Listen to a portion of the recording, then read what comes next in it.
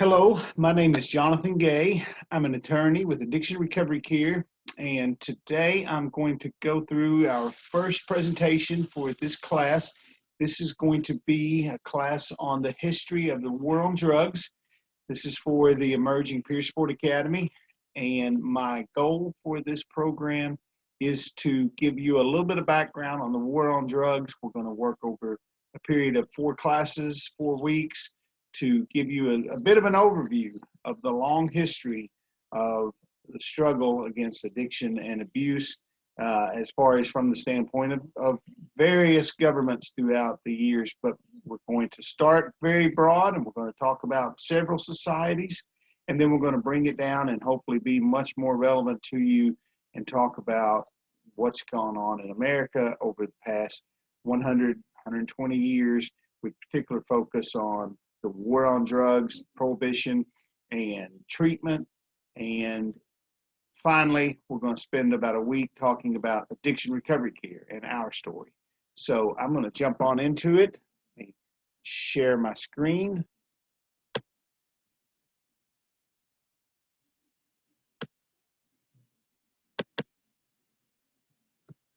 Okay, so slideshow from the beginning, and bear with me. This is my first YouTube. This is my first time that we've gone through this in its entirety, but I needed to push this out because we've got class coming up on Tuesday, and I'm behind the 8 ball. I'm in a hotel today traveling, so that's where you see the background. So this is Peer Sport 108, first time we've ever done these electives. This is for the Kentucky Peer Sport Academy. This is the history of the U.S. response to addiction and treatment. My name is Jonathan Gay. I'm an attorney. I practice law now for a little over 18 years, and prior to that, I was around this world for a couple of years. So I've been doing this for a couple of decades now, going in and out of jails and working with people who are charged with various crimes related to addiction and trafficking. And I feel like I have a pretty good sense of the situation on the ground, but I'm a keen student of history, and I wanted to use my time with you to try to talk to you about the history of how we've gone about fighting drugs, drug abuse, addiction over the centuries. So the goals of this course: I want to put the wars on drugs. We've all heard of the war on drugs, but there's actually been multiple wars on drugs in a historical perspective. I want you to think about history and to learn about history. I want to put addiction in a public policy perspective. And what I mean by that is governments are constantly trying to do what they can do to eliminate addiction, to eliminate abuse. And I want to put it in the perspective of how they go about doing this, how the governments go about fighting addiction. I want to place the relatively new profession, excuse me, of fighting addiction from the standpoint of trying to get the person off of drugs, trying to get the person to lead a healthy life in the context of American history, because that's relatively new. We spent a lot of time trying to eliminate the substances. We've spent a lot of time trying to eliminate the addict. Now we're approaching it from the standpoint of, okay, hey, let's make the person well so that the person's not going out and attempting to get high, because we learn that we cannot eliminate the substances as long as the demand is there. I want to hopefully spur an interest in the study of history and public policy as sources of examples, models, inspirations for your work in the future. I want you to be able to pull from history for motivation and also for practical purposes. I want you to be able to see down the road at things that may be emerging, and I think history is a good tool for that. Finally, number 5, I want to get peer sports specialists to appreciate that you are a part of a global battle that goes back thousands of years, and it has confounded the best in history. This is a struggle that we've been dealing with for millennia, and it's not easy. And I want you to appreciate your role in that, so that hopefully it gives you inspiration when you get up in the day and start doing your work. Excuse me. So why should we study history? History is not the past, but it is a map of the past drawn from a particular point of view to be useful to the modern traveler. Another quote on why we should study history. History is who we are and why we are the way we are. History is a vast early warning system. If you want to understand today, you have to search yesterday. And I believe all of those are true and all of those are relevant. Something else I want to mention just briefly. What is public health? So when you become a Kentucky peer support specialist, you'll be engaged in public health. You'll be trying to help the overall health of society. And there's a parable in public health. Imagine that there's a large river and there's a high waterfall. And at the bottom of this waterfall, hundreds of people are working frantically to save those who have fallen into the river and have fallen down the waterfall. Many of them are drowning. You're pulling bodies out. You're pulling some people out that are barely alive. You're pulling people out that are coughing and need some care, but maybe not, are at risk of dying. As the people along shore are trying their best to rescue them, as many as possible, one life at a time, somebody looks up and they see a seemingly never-ending stream of people falling down this waterfall. That person begins to run upstream. One of the people administering CPR, trying to save a life, screams, "Where are you going? There's so many people that need help here." And the person running pauses and says, "I'm going upstream to find out why so many people are falling into the river." That doesn't try to minimize saving an individual life. Saving an individual life is critical, but we also need to think how we can affect multitudes of people falling into addiction so that we can try to create better models so that we either have fewer people coming into addiction or hopefully more people getting the proper treatment that they need to be healthy earlier on. Other reasons to study history and public health. I think of you, the peer support specialist here, the people who are going to become peer support specialists, as future leaders, future managers, future advocates. I don't know where your career is going to take, but I've seen the careers of the peer support specialists that we've created so far with our Peer Support Academy, and they're leading lives where they're leaders, they're managers, they're advocates. Someday, some of you may go on to create organizations that try to address addiction. Many of you will be sharing your story, and some of those will be sharing the story with the decision makers, people who ultimately make the decisions on what resources we're going to allocate to this battle. You'll be managing treatment organizations. Finally, I hope through this class to inspire a passion for this profession. I want you to look at it as a profession, as an endeavor that you're engaged in to fight this epidemic. So the long view, putting addiction and abuse in an ancient historical perspective. I'm going to go way back here. So some objectives. I want you to understand addiction and abuse is a public issue that affects all levels of society. It's omnipresent, it's always there, and it's ancient. Number two, addiction and abuse should be understood as a strategic issue. That is an issue that affects the ultimate fate of nations, and therefore it draws attention from leaders at the highest level of society. Emperors, kings, senators, congressmen, presidents, all are engaged in this struggle to try to make their societies better and less vulnerable to addiction. And thirdly, there are no easy answers. You can't just cut the Gordian knot. It's much more difficult than that. So jumping on into our lessons, whoops. So addiction abuse as an ancient issue. Alexander the Great, maybe Alexander the greatest alcoholic. He was born a prince. He was taught by Aristotle. Alexander the Great, of course, was Greek. He was Macedonian. Macedonia was a province of larger Greece. He was insatiably ambitious. He was out to exceed even Hercules. Alexander the Great believed Hercules was a real individual, a real, I guess, a god at a prior time, and he was out to outdo even Hercules.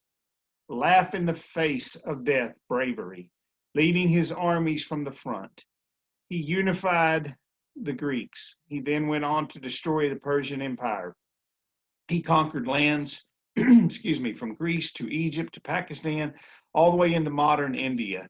Created the largest land empire in history. Founded over 70 cities, including Alexandria, Egypt, one of the greatest cities in history. He was one of the greatest generals of all time. Um, Kind of a footnote, paved the way for Christianity to spread from Jerusalem to Africa to Europe centuries later through the creation of his empire. So, despite all of those accomplishments, he drank himself to death at age 32 after a years long battle with addiction, causing his empire to split into three. He left no successor and destroyed his empire. This is from Alexander the Great, a cautionary tale by Jesse Lawler, smartdrugs.com. And he was reviewing John Maxwell O'Brien's biography of Alexander the Great. I mentioned Alexander the Great because I think everybody's heard of Alexander the Great. I don't know how many of you knew that he actually drank himself to death at such a young age. But when you consider that he had accomplished so much, but yet he was laid low by his disease, I think it starts to put it in perspective on how long we've been fighting this and how it can ultimately affect anyone. Addiction is a strategic issue, meaning it affects the ultimate fate of nations. It's not simply a family problem. And you don't see heart disease being fought the way addiction has over the centuries. You don't see cancer being fought the way addiction has over the centuries. Addiction has always been seen as something that affects the fate of societies and as something that society needs to try to stop, unlike a lot of other very, very tragic diseases and illnesses. So in ancient China, nearly 2,000 years before Christ, so it's 4,000 years ago, in your readings over the next few days, you're going to just briefly touch on Emperor Shang, and he reveled in addiction and parties. He became immensely cruel. There's a story called the Heart of a Sage story, where an uncle came to him and said, "Nephew, you're great. You have this incredible empire that you're creating. It ultimately was the largest country in the world, China. Yet you're destroying yourself with your addiction." And Shang was so far gone that he had the uncle killed and his heart removed and laughingly displayed it throughout his palace, saying, "This is the heart of a sage. The sage had so much heart," and just mocked this gentleman in his life and his death. Shang was eventually overthrown, and the new emperor spent a lot of time issuing edicts against intoxicating drink and trying to prevent the Chinese from over drinking. So again, just simply, I want to bring up these things because I want to show you this is not new. This is definitely not new. Methamphetamine may be relatively new, fentanyl may be relatively new, but this disease is nothing new. Addiction is a vexing issue, and what I mean by that is it's not something that lends itself to easy solutions. There's not a quick fix to addiction. We're going to go back to ancient Rome. There were these societies called the Societies of Bacchanalia, and think of them as kind of the combination between the ultimate bachelor party and fraternities and sort of a cult. And these Societies of Bacchanalia had festivals that were imported from Greece into the Roman Empire. So the Roman Empire had conquered Greece, and then after they conquered Greece, they started getting all these new habits and hobbies that were imported from the Grecians to the Romans. And there were these massive drinking festivals and rituals that they engaged in. It became known as a front for crimes, whether that was real or imagined, probably a combination of both. Finally, the Senate went to war with these societies, and they actually declared war on them and hunted down the leaders, killing hundreds and even thousands of individuals. So a quote from a paper called Silencing the Revelry. It's an examination of the moral panic in 186 BCE and the political implications. That's by an author named Heather Moser. This is, I believe, from one of her doctoral from her doctoral thesis. And the quote is, in 186 BCE, the Roman Senate took the unprecedented step of executing hundreds, maybe even thousands of people because of their involvement in the worship of Bacchus. Livy, who is a famous Roman historian, said thousands were convicted of being involved in this Bacchic conspiracy. Over half of those who were convicted were just flat out executed. It is said that over 7,000 men and women were conspiring. More of the convicted were slaughtered than were actually held and chained. And this type of targeted persecution was unmatched until the beginnings of Christian maltreatment hundreds of years later. So Rome actually went to war, literally, against addiction and killing those who were having parties and trying to stamp it out. And of course, it did not stamp out addiction. It didn't stamp out drinking, but that's what the Romans attempted nearly 3,000 years ago, 2,500 years ago. Some reflections on Bacchanalia: excessive drinking, crime. When people drink and have too much drink and get high and do that sort of thing, then what do we see happen? We see crimes happen. There's another element that's interesting here. The festivals were brought over from Greece, and there was the element of foreignness, strangeness to them. So it was seen as a cover for weakness. And we see that time and time again with addiction, running all the way up prohibition and even farther. Society looks at those who are engaging in the abuse of drugs as somehow foreign, as somehow engaging in just this perverse sort of behavior, and they don't approach it rationally.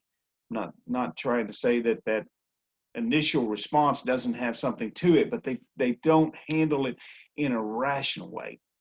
Addiction and abuse are at the root, but the tool used to try to weed it out is an axe. And any of you that have ever tried to weed a garden know that you have to have special tool and you have to have patience to pull out weeds. You can't just simply whack the top of them off and expect that that's going to end it. Just as sort of a footnote, this was a forerunner of attacks against Christians. A lot of people think the same model was used. And when Christians came about, even though their practices were sober, the Roman Empire still cringed at these new practices and these new habits and went to war against Christianity. So just a little side note, I'm not going to spend a lot of time on this, but I've talked earlier about how addiction ultimately fixes the attention of those in the highest levels of government and the highest levels of society, and no less a person in the founding of Islam than Muhammad preached about the evils of addiction and abuse. And so in the Quran, section 2219, they ask you, O Muhammad, concerning alcoholic drinks and gambling. And he says, in them is a great sin, and maybe some benefits for men, but the sin of them is greater than their benefit. And just one more slide. The Prophet actually designed 10 rules for me as a lawyer. I looked at this and it reminded me of a statute, maybe Kentucky Revised Statutes. So he's cursed 10 kinds of people associated with alcoholic beverages: those who make it, those who help make it, those who use it, those who carry it, those to whom it is carried, those who give it to others, those who sell it, those who use the money made from it, those who purchase it, those from whom it is purchased. So again, I think Muhammad had a pretty good lawyer advising him and seemed to go the extra mile to make sure that he cursed all forms of addiction and abuse. I think this goes to show you how deep this problem is, how difficult this problem is to eliminate.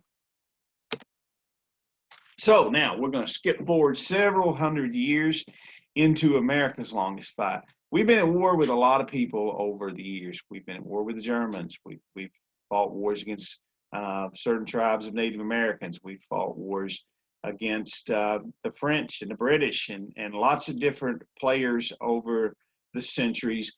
But no enemy has lasted longer and has been more of a problem to defeat than abuse.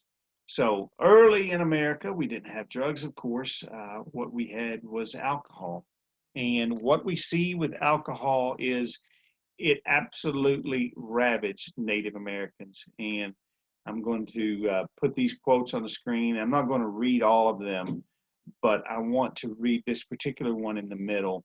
There was a missionary in the, I believe this was in the 1700s, and it was David Zeisberger, and he was preaching in Shawnee communities in Ohio when he encountered a Shawnee chief, and he told him that the sale of alcohol was this is the chief telling the missionary that the sale of alcohol was a deliberate attempt to undermine them and to weaken them. As the white people understand the weakness and incapacity of the Indians, they have a certain power over us. While pretending, with all their deception, they mean well by the Indians. They come and they bring rum into our towns, offer it to the Indians, and say, drink. This they will do until they become quite beside themselves and act as though they were out of their heads. Then the white people stand back and they point at them with their fingers and they laugh at them. And they say, see what great fools the Shawnees are. But who makes them foolish? Who is at fault? And I thought of the OxyContin epidemic that we face over the years. The pharmaceutical industry, the pharmacists, the drugstores, the doctors, they all came in and they gave our people in Eastern Kentucky these pills. And when we became addicted to these pills, it was suddenly our fault. And we were stupid and we were the ignorant ones and we were the ones that needed to go to jail despite their role in it, despite the role in society in making alcohol so prevalent. We want to demonize those who fall prey to addiction and alcoholism. So we see here a lesson with the Native Americans in how addiction works. So moving on ahead, some observation on alcohol and the Native Americans. And again, this is just me giving this overview to you. You're going to read some things and hopefully you'll get a little more sense of it in your readings. This is not the last time in history, in American history, where we're going to see certain groups in America hit harder by alcohol than others now. Why did alcohol affect Native Americans harder? Their societies were not developed to be able to rationally handle alcohol. They didn't have the same systems in place. Maybe they didn't have the same levels of immunity and tolerance physically that Europeans did. It is no overstatement to say that alcohol contributed to the overall destruction of the Indians as an organized people. It was one of the nails in the coffins of their organized societies. Another thing that we see in the history of alcohol and Native Americans is we see the emergence of the private sector in a really big way. We see traders come in, and so these people come in and they apply their alcohol and they attempt to sell these drugs and drinks to the natives. But we also see on the other side, we see missionary groups come in, and we see people come in to try to stem the tide of addiction. That's relatively new in history, the presence of both. And we're going to talk about that as we keep going down through this lecture. Another thing that we begin to see in America and over the time period that America is being formed is we see the globalization of spirits, and we see manufacturing and innovation of spirits. And when I say spirits, you can substitute drugs. And forgive the typo in manufacturing and innovation of spirits. I misspelled spirits. We see the gin craze. So gin was a Dutch import to England circa 1688. Government encouraged it through lower taxes. Gin was a cheap and easy way to get alcohol where brandy had been much more expensive. It was actually encouraged by the government to be used because brandy was a French import and we didn't want to give money to the French back in that era because England and America were, of course, at odds with France. They were our enemy then. And so government encouraged the use of gin and spread of gin, and it was much cheaper. It ended up leading to overconsumption, an epidemic of extreme drunkenness, as some historians have said. There was a legislative backlash that historians, again, have compared to the drug wars in the 20th century. So another new entry into the pantheon of drink that Europeans and Americans began consuming was rum. Rum was called Killdivil. It was made from sugar cane that was created in that was grown in the Caribbean. Another entry into the pantheon of American drink was bourbon. Bourbon was whiskey making that had been localized to Kentucky. And so what we see is various forms of drink suddenly emerging to suit the local conditions. Sometimes it's imported, and then it's turned into its own local product. Not the last time that we're going to see that sort of thing. Make sure I didn't miss a slide. So crime and the world of liquor. We began to see gin palaces. We began to see informants. That sound familiar? Any of you that have had any legal issues over the years, you've probably seen the term CI, confidential informant. They had confidential informants back in the days of gin palaces. What happened is society, English society, began to see, oh, heck, we created a problem with this import of gin, with this importing the technology of gin, and now it's being made everywhere in London. And now we've got these palaces popping up, and we've got people getting drunk and fall down drunk and not going to work and not doing what they're supposed to do. Oh goodness, we've got to end that. So these informants came around, and they well, first they criminalized the gin palaces. Second, they ran them underground. So then you had informants come around and say, hey, Mr. Law Enforcement Officer, Mr. Constable, there's a gin palace on such and such street in London. And that person would receive a little bit of money for their work. What happened to the gin informants? If they were found out, not surprisingly, someone hurt them. And so you begin to see crime emerge in the world of addiction. Rum and piracy. So naval service created a thirst that could not be quenched in the Queen's service. So many of them, because any of you that have ever been in the military know the rules and regulations that the military enacts, and they were not very friendly to just over drinking in the rum. And so they allowed them to, they created in them the conditions for addiction that they chose to quench by leaving naval service and going into piracy, where they could drink at all hours and they weren't regulated. Rum was accepted as currency in many places in America, which again created more conditions for piracy. Before the Revolutionary War, Americans consumed 3 gallons per year for every man, woman, and child of rum. And of course, with that much rum being sold, you soon have illegal activity popping up. The Whiskey Rebellion. Taxes led to illegal distillation and open insurrection, kind of put down, sort of interesting, by George Washington and Light Horse Harry Lee, who was the father of Robert E. Lee. So mention all this to try to show to you this whole thing that we're dealing with methamphetamine and fentanyl. It is nothing new. It is nothing new. The drugs may be new, the substances may be new, but the practices and the fact that everyone from the President of the United States to congressmen are fighting it, that is not new to that is not new to human society. Rum running and bootlegging. Bootlegging emerges in the 1800s, and rum running emerges in the 1700s to try to run various regulations. So again, nothing new. So moving on down, something else that we begin to see in America is the emergence of societies dedicated to stamping out addiction and abuse. And so one of the first ones that we see is the Temperance Society. No less a person than Abraham Lincoln spent time talking about temperance. And he says, I believe if we take habitual drunkards as a class, that they are some of the most educated, intelligent, and talented people in the world, paraphrasing him.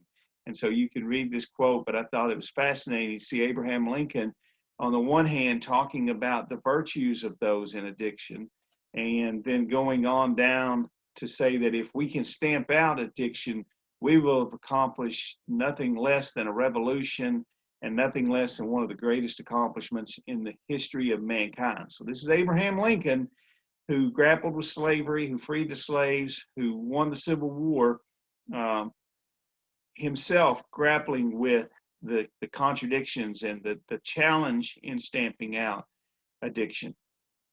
Another person that we see that's sort of interesting come into the American spotlight is Carrie Nation. And Carrie Nation was actually born in Kentucky. She moved to Kansas, and she was a temperance advocate. And a temperance advocate is someone who's advocating against people drinking alcohol, advocating against saloons, and trying to get initially trying to get society to stop partaking of these, and later down the road trying to get government to force societies to stop abusing drugs. And Carrie Nation actually went out with a hatchet and would use an axe to chop into casks of whiskey, casks of beer in saloons. So she was arrested multiple times for doing this. You just imagine you're in a saloon, and a lady walks in, and it's probably not something that you see because she's dressed very nice and very ladylike, as we would say, and she's carrying a hatchet, and she begins taking this hatchet to a cask,